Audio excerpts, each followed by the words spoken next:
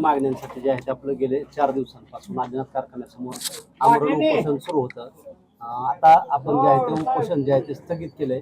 नेमकं काय मागण्या होत्या आणि कुठल्या अटींवरती आता सध्या उपोषण स्थगित केलं? अटी एक सुद्धा संचालक मंडळाने आमच्या मागण्यावर उत्तर दिलेलं नाही. आमची दखल शेतकरी नेते, ज्या शेतकऱ्यांचं कैवार येईल ते महाराष्ट्राचं नेतं शेतकरी राजू शेट्टी साहेब यांचा आम्हाला फोन आला. त्यांनी आम्हाला फोनवर आश्वस्त केलंय की तुम्ही आंदोलन मागं घ्या, आज 5वा दिवस आहे. जर यांनी संचालक मंडळाने जर कुठला निर्णय सहकाराच्या दृष्टीने आणि जर 10 वर्षाच्या भाडे तत्वावर देत असतील आणि त्यात जर सभासदांचा हित, कामगारांचं हित नसेल तर मी स्वतः ह्या आंदोलनात करमाळ तालुक्यात आदिनाथसाठी स्वतः येईल असं त्यांनी शब्द दिला. आणि मग तुम्ही आंदोलन मागे घ्या 2 पावले, आपण ह्याच्यापेक्षा मोठं आंदोलन पुढे उभा करू असं त्यांनी शब्द दिला. कार्यकारी संचालक यांनी देखील यावेळी सांगितलं की तुमच्या ज्या मागण्या आहेत येणाऱ्या त्यांच्या मीटिंगमध्ये देखील अजेंड्यावरती घेऊन असं देखील त्यांनी यावेळी प्रतिक्रिया दिली. त्याबद्दल काय त्यांनी ही तोंडी सांगितले साहेब. आमचं काय म्हणणं होतं, तुम्ही जे काही निर्णय घेताय त्याला आम्ही सहमत आहे, पण तुम्ही त्याच्यात फक्त आम्हाला लेखी आश्वस्त द्या ना. तोंडी कराराला कोण विचारतात? करार कागदोपत्री असून सुद्धा सहकार मधले अनेक कारखाने यांनी लबाड लांडग्यांनी लुटलेले ते कारखाने. आपल्या मागणीप्रमाणे प्रशासनाकडून, कारखाना प्रशासनाकडून एकही म्हणजे आपल्या मागणीला प्रत्युत्तर आलेलं नाही. फक्त येऊन भेटून गेल्याशिवाय यावर काही झालेलं नाही. तरी आपण आंदोलन स्थगित केलं, याला काय म्हणायचं?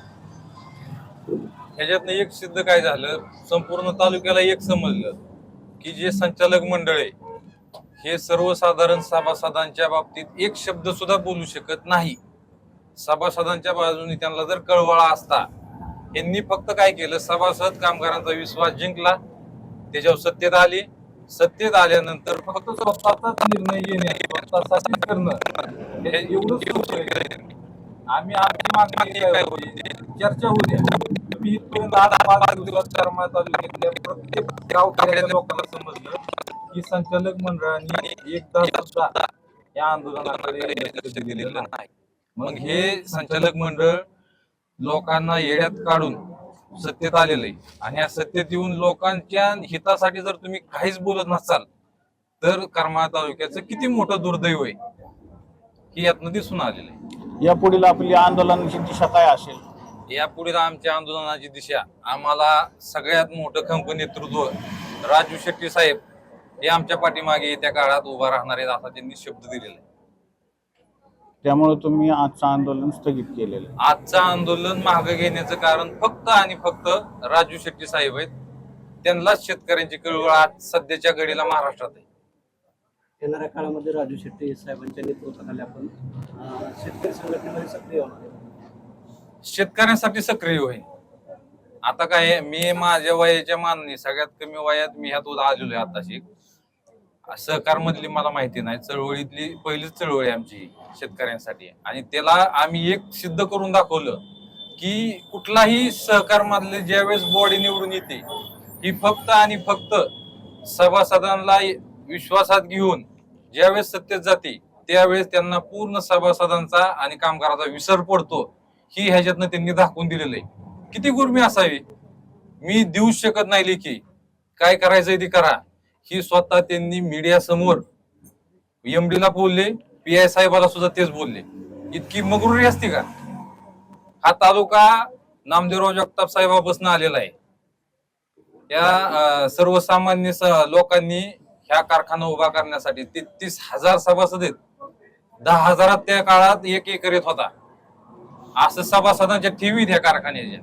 आणि आज आम्ही सगळ्यांनी ह्या लोकांनी त्यांना जर जाब विचारला की तुम्ही कारखाना सुरू करण्यासाठी काय करताय, त्यात आम्ही तुम्हाला योगदान देतो, ही आमची भूमिका आहे प्रांजल सरळ मनाने. त्याच्यावर जर चेअरमन संचालक एक शब्द सुद्धा काढायला तयार नाही, एक शब्द सुद्धा. मीडियाने त्यांना विचारलं पाहिजे.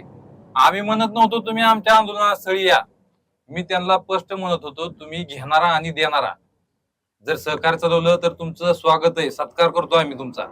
तुम्ही फक्त खुलासा करा ना. आज 2 वर्ष झालं, 2 वर्षात तुम्ही कुठल्या सभासदाला विचारलं?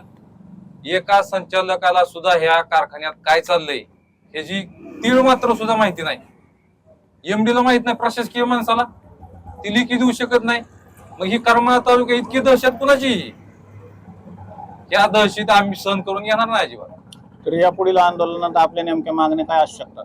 आमच्या ह्याच मागण्या तालुक्याच्या विकासासाठी आणि आदिनाथ कार ह्या जी संस्था आहेत सहकारीच्या, ह्या सहकारी संस्था असतील या तालुक्याचं वैभव आहे ती जपण्याचं काम येत्या काळात करू. आता सर जे बोलले आता ते बरोबर आहे. मी सुद्धा आता बाहेर एक जाऊन सगळ्या संचालक मंडळाशी बोललो या विषयावर की बाबा उदय देशमुख यांनी आपल्याला ज्या मागण्या दिल्यात त्या मागण्याचा आपण जरा थोडं फेरविचार करून मला काहीतरी 2 वेळेचं लेखी देण्यासाठी प्रवृत्त करा किंवा त्यांना मागणी केली मला परवानगी द्या. पण काय तसं काय नाही.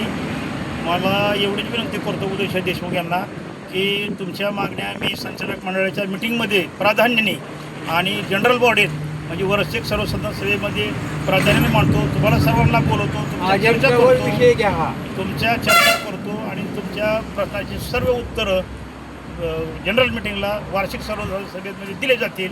आणि आपण माझी विनंती आहे सर्वांना की शांततेने आपण आलात, सहकारी एकमेकाला सगळं करतोय.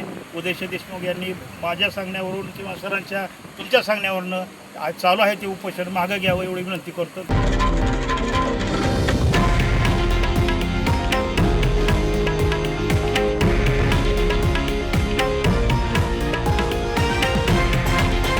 हे आहे देशातील नंबर 1 न्यूज नेटवर्क आणि आपण पाहत आहात TV9 मराठी, एकमेव.